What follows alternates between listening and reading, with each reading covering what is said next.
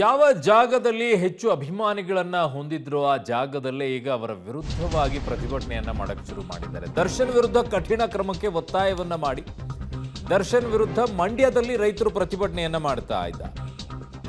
ಆರೋಪಿಗಳಿಗೆ ಗಲ್ಲು ಶಿಕ್ಷೆಯನ್ನ ವಿಧಿಸಬೇಕು ಅಂತ ಒತ್ತಾಯವನ್ನ ಮಾಡ್ತಾ ಇರೋದು.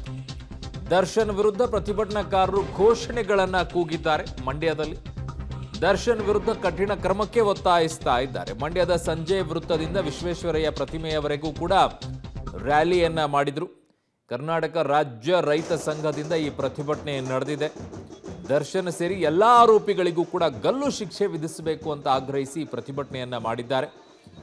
ಸೊ ಅಲ್ಲೆಲ್ಲ ಈಗ ನೋಡ್ತಾ ಇದ್ದೀರಾ, ಇದು ಮಂಡ್ಯದಲ್ಲಿ. ಸರ್, ಇವತ್ತು ಪ್ರತಿಭಟನೆ ಇಡೀ ದೇಶಕ್ಕೆ ಗೊತ್ತಿರುವಂಥ ವಿಚಾರ.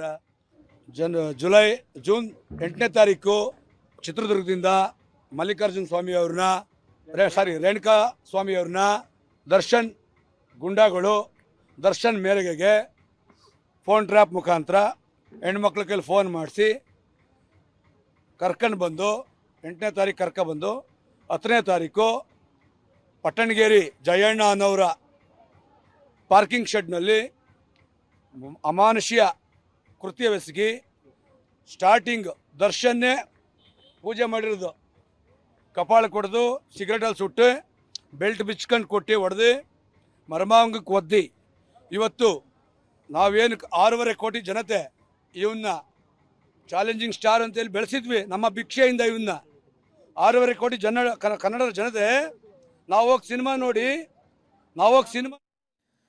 ಸೊ ಇದು ಆಕ್ರೋಶ ವ್ಯಕ್ತವಾಗ್ತಾ ಇರೋದು ಮಂಡ್ಯದ ಭಾಗದಲ್ಲಿ.